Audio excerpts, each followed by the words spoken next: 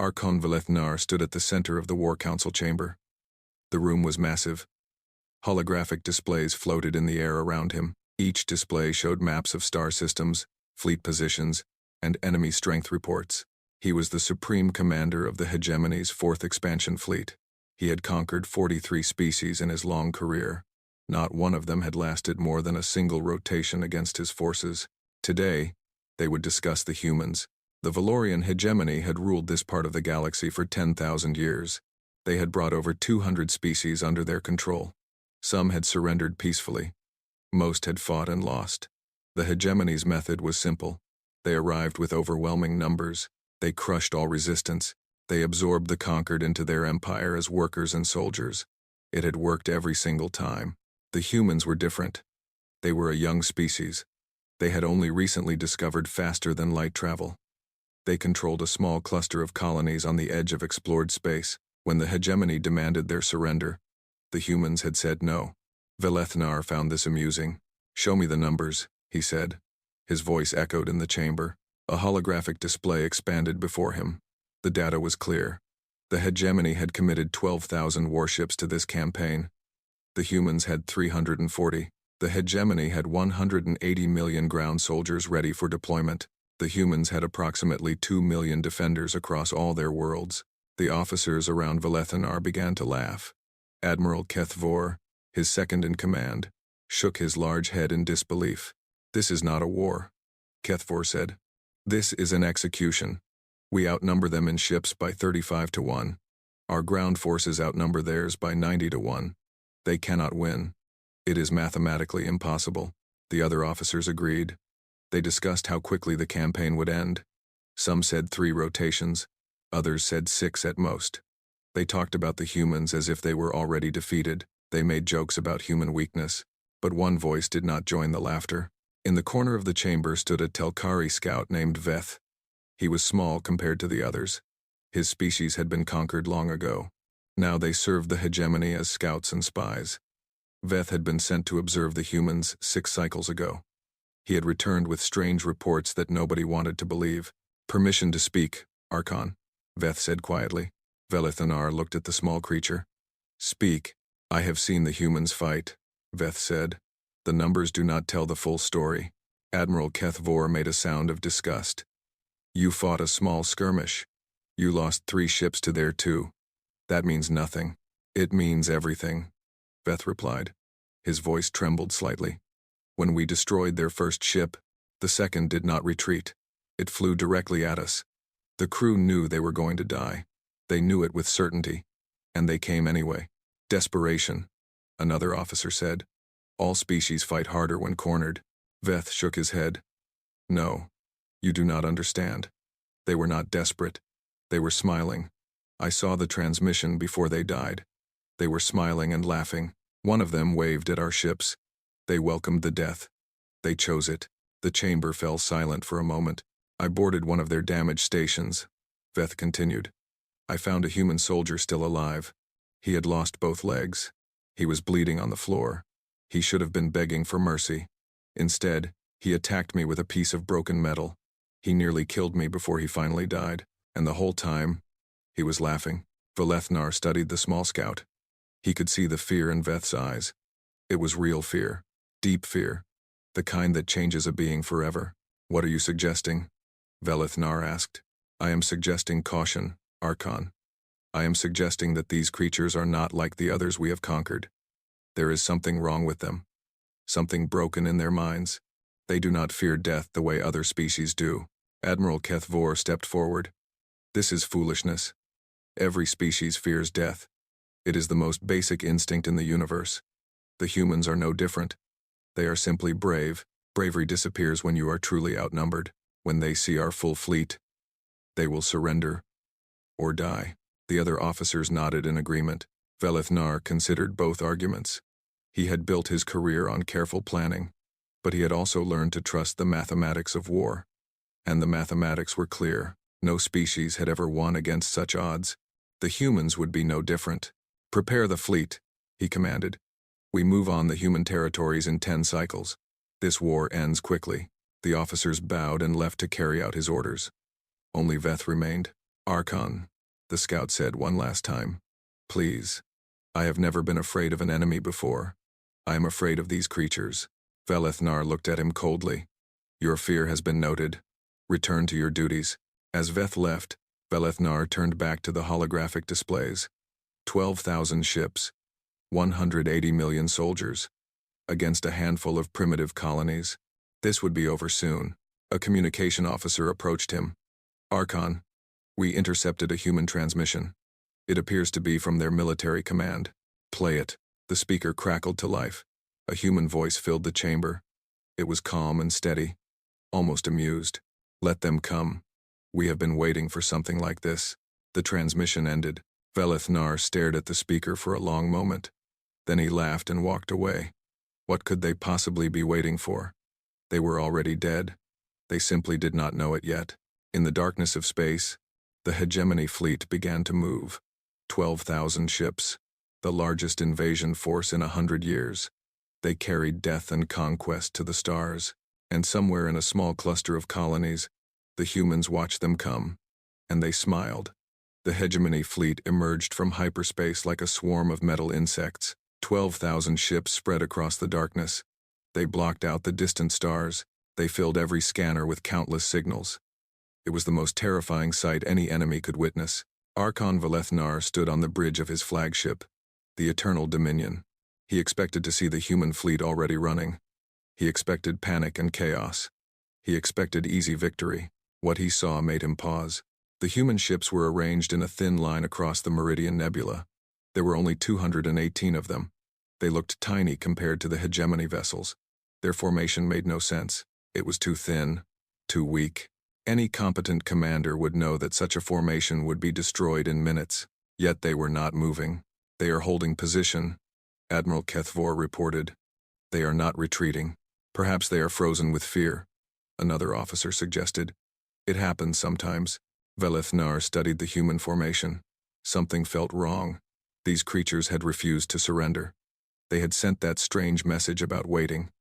Now they faced impossible odds and did not run. Were they truly that stupid? Or did they know something he did not? Across the void, Commander Eliza Vance stood on the bridge of the UEN Defiance. She was a woman of 50 years. Her hair was gray. Her face was lined with scars from previous battles. She had been fighting since she was 18 years old, first against other humans, then against pirates, now against an alien empire. She looked at the enemy fleet without fear. How many? She asked calmly. 12,406 confirmed vessels. Her tactical officer replied. We are outnumbered 57-1. Vance nodded slowly. Acceptable odds. Her crew did not laugh or cry. They simply checked their weapons and prepared for battle. They had known this day was coming. They had trained for it. They had accepted what it meant. Back on the Eternal Dominion, Velethnar gave the order. All ships advance. Standard formation. Destroy them. The hegemony fleet began to move forward.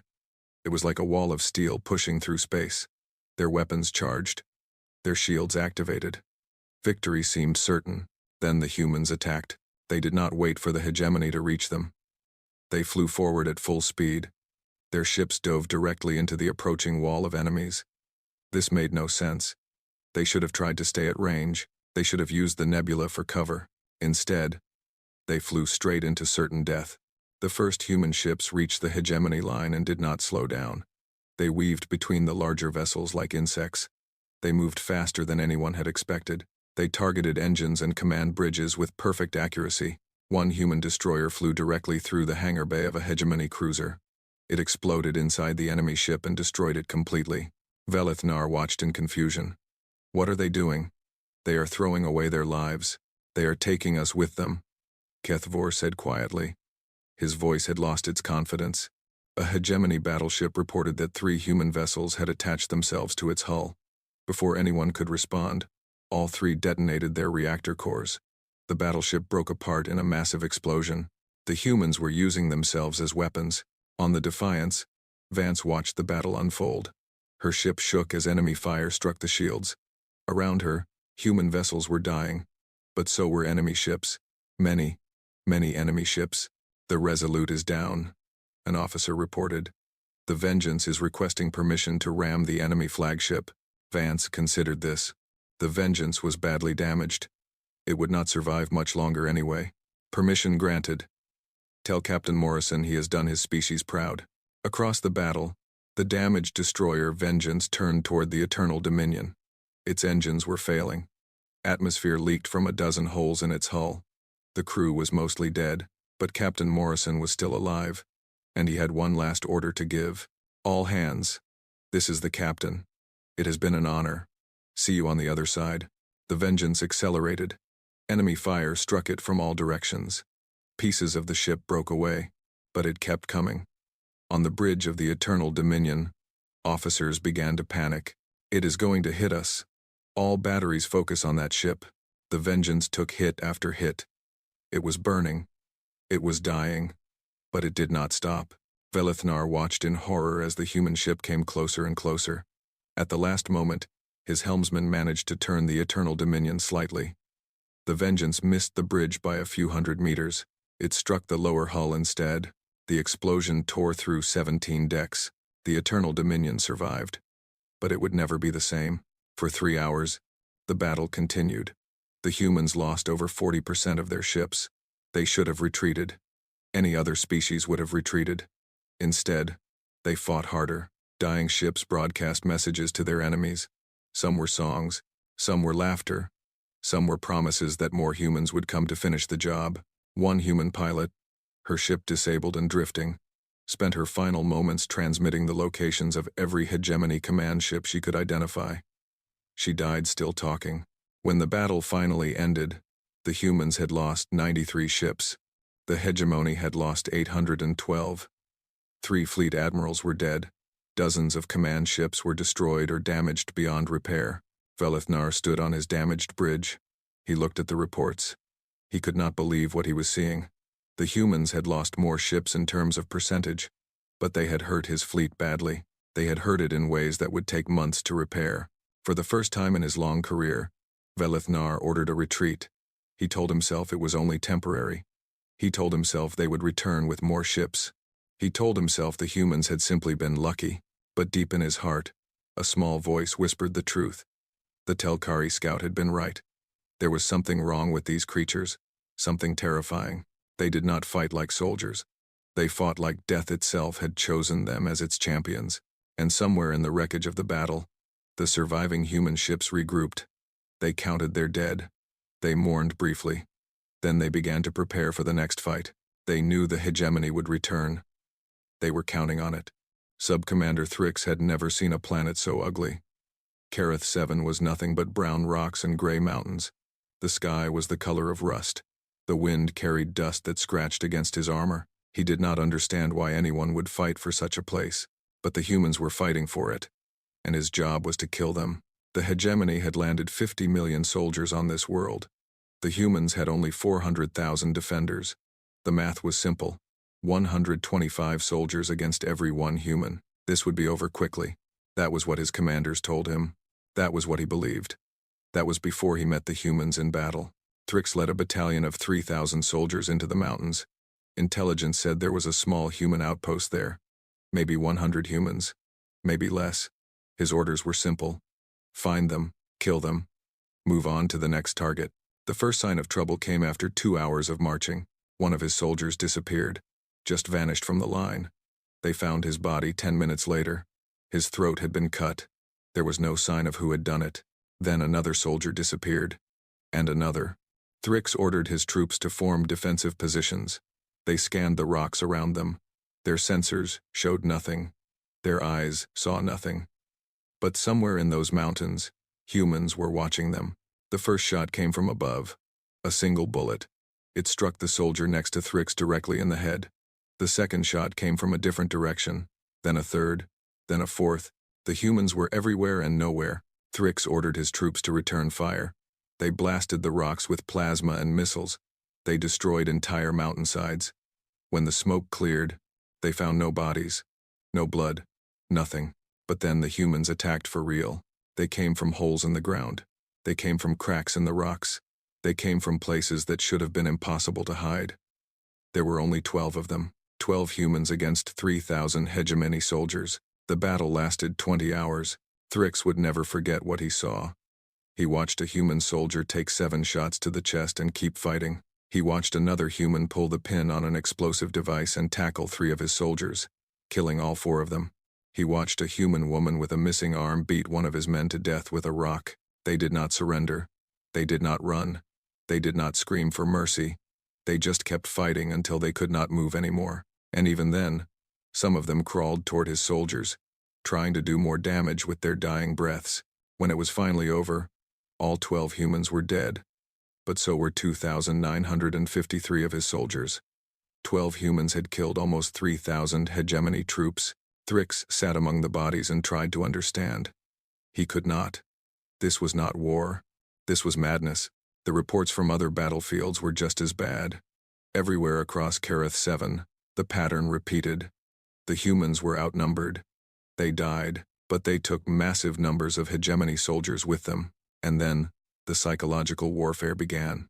Messages started appearing in hegemony camps. They were written in the hegemony's own language. We know your names. We know where you sleep.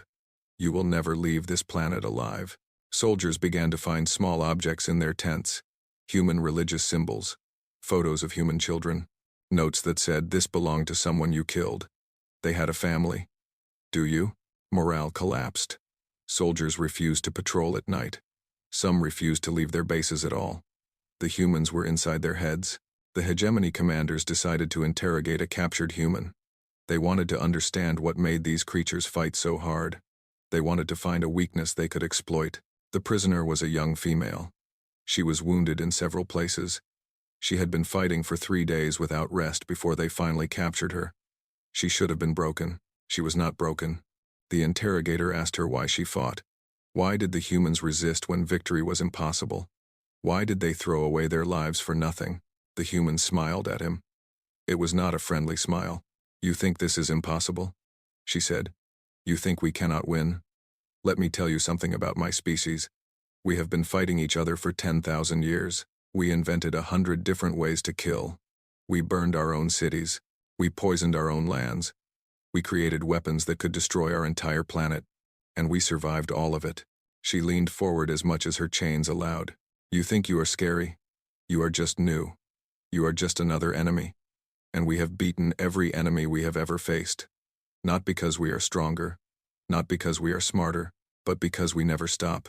We never give up. We never quit, even when we should. Especially when we should. The interrogator did not know how to respond. You want to know the secret? The human continued. The secret is that we are afraid. We are terrified. But we fight anyway. We turn our fear into fuel. We use it to make us faster and stronger. When you are scared, you freeze. When we are scared, we attack. She laughed. It was a cold sound. You should have left us alone. You should have found some other species to conquer. But you chose us. And now, you will learn what that means. 2 days later, she escaped. She killed 4 guards with her bare hands and disappeared into the mountains. Thrix wrote a report recommending immediate withdrawal from Kareth 7. He explained that the humans could not be defeated with normal tactics. He explained that every soldier they lost was making the enemy stronger, not weaker. His superior executed him for cowardice. But secretly, quietly, the high command began to wonder if Thrix had been right. The war was only 6 months old. They had killed thousands of humans. But they had lost millions of soldiers, and the humans showed no sign of giving up. Something had gone very wrong, and nobody knew how to fix it. 6 months into the war, Archon Velithnar stopped sleeping. Every night, he would lie in his quarters and stare at the ceiling. Every night, the same questions burned in his mind. How were the humans still fighting? How were they still alive? How had everything gone so wrong? The numbers made no sense. The hegemony had committed 80% of its entire military to this campaign. They had killed over 1 million human soldiers. They had destroyed half of the human colonies. By every normal measure, they were winning. But they were not winning. Every victory cost too much. Every battle killed more hegemony soldiers than expected. Every world they conquered became a nightmare of resistance and sabotage. The humans would not break. They would not surrender. They just kept fighting and dying and making the hegemony bleed. Veleth Nar decided he needed to understand his enemy. If he could not destroy them with force, perhaps he could find some weakness in their minds. He ordered his intelligence officers to compile everything they knew about human history and culture. What he learned terrified him. The humans had a word for large-scale war between their own nations. They called it World War. They had fought 2 of these in the span of 30 years. Hundreds of millions of humans had died. Entire cities had been destroyed. And when it was over, they had picked up the pieces and rebuilt everything. Then they had created nuclear weapons. Bombs that could destroy entire cities in a single flash. Bombs that poisoned the land for generations. Any sane species would have destroyed such weapons immediately. The humans built thousands of them. They pointed these weapons at each other. They lived for decades with the knowledge that they could end their own civilization at any moment. And they called this peace. Veleth Nar read about human philosophers who created something called mutually assured destruction. It meant that if one nation attacked another with nuclear weapons, both nations would be completely destroyed. This was supposed to prevent war. The humans had built their entire civilization on the promise of mutual annihilation. They were insane. All of them. Completely and utterly insane. But there was more. Veleth Nar learned about human biology. He discovered that when humans were threatened, their bodies released powerful chemicals, something called adrenaline, something called endorphins. These chemicals made them faster, stronger, and less sensitive to pain. They could push through injuries that would stop other species. More importantly, these chemicals made them feel good. Humans enjoyed danger. They sought out risk. They competed in violent sports. They climbed mountains and jumped from heights and did 1,000 other dangerous things for entertainment. Fear did not paralyze them. Fear made them more dangerous. Veleth Nar put down the reports and sat in silence for a long time. He finally understood what he was fighting. The humans were not just another species. They were survivors. They had clawed their way out of their primitive origins through endless violence and struggle. They had nearly destroyed themselves 12 times, and each time, they had come back stronger. War was not something that happened to humans. War was part of what they were. It was in their blood. It was in their bones. It was in the very chemicals their bodies produced. The hegemony had woken up a sleeping predator. The human counteroffensive began the following month. They should not have been able to attack. They had lost too many ships. They had lost too many soldiers. But somehow, they had rebuilt. Somehow, they had grown stronger. They used captured hegemony vessels. They used tactics that violated every known rule of warfare. They sent small teams deep into hegemony space to destroy supply lines. They attacked communication hubs. They bombed military bases. And they did something even worse. They started spreading ideas. The hegemony ruled over 200 conquered species. For thousands of years, these species had served without question. They had no hope. They had no choice. The hegemony was too powerful to resist. But now the humans were showing them something different. They were showing that it was possible to fight. It was possible to win. It was possible to say no to the masters. Hegemony intelligence intercepted human propaganda being broadcast to the subject species. They told you resistance was impossible. We are proof that it is not. Join us. Rise up. Be free. It was working. On 3 different worlds, slave revolts broke out. On 7 more, there were riots and protests. Species that had been loyal for centuries suddenly began to ask questions.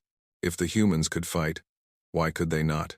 Veleth Nar received reports of human soldiers fighting for 72 hours without sleep. He read about human medics performing surgery on themselves so they could stay in the fight. He learned about human pilots who manually guided their crippled ships into enemy targets, dying so that their crews could escape. Every report was worse than the last. The final shock came when a hegemony colony world fell to the humans. Veleth Nar expected to hear about massacres. He expected the humans to take revenge for what had been done to their worlds. But the humans did not massacre the civilians. They freed them. They gave them food and medicine. They told them they were welcome to leave or to stay as free beings. They treated them with kindness, and that was more dangerous than any weapon. Kindness could not be defeated with guns. Kindness spread from person to person, like a disease. Kindness made people question everything they had been taught. The subject species of the hegemony began to whisper. They began to hope. They began to dream of freedom. Veleth Nar stood on the bridge of his repaired flagship and looked at the reports. The war was no longer about the humans. It was about everything.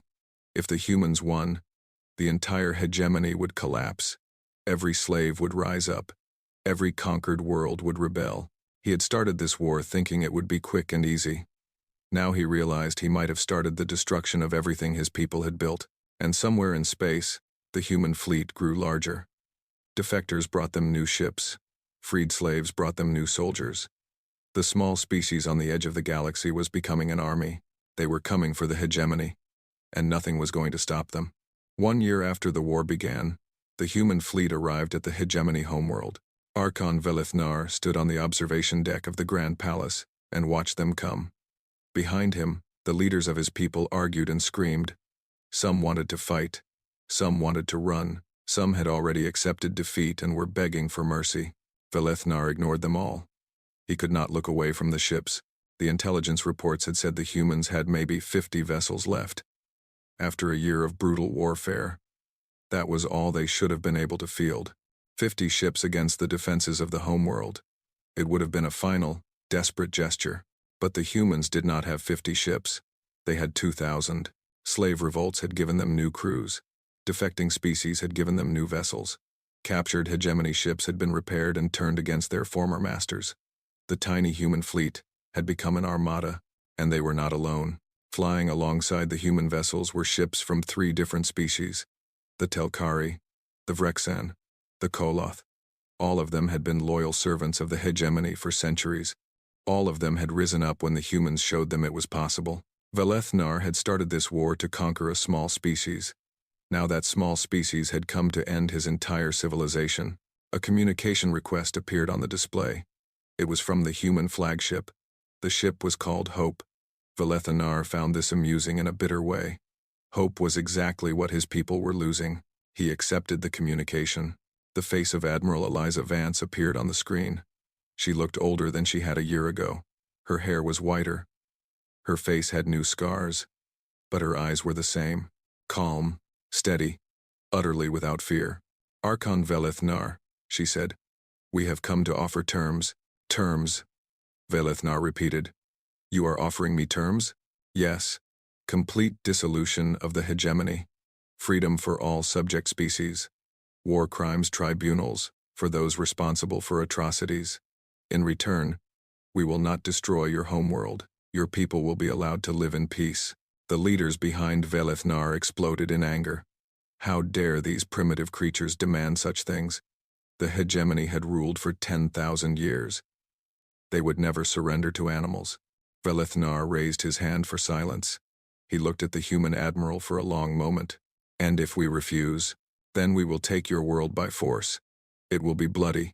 Many of your people will die. Many of mine will die as well. But we will win. You know we will win. Veleth Nar did know. That was the worst part. He had seen what humans could do. He had watched them fight against impossible odds and refused to break. He had studied their history and learned what they were capable of. If they invaded, they would win. It might take years. It might cost millions of lives. But they would never stop. They would never give up. They would keep coming until there was nothing left to fight. Why? He asked suddenly. The question surprised even him. I must know. How did you do this? How did you fight like this?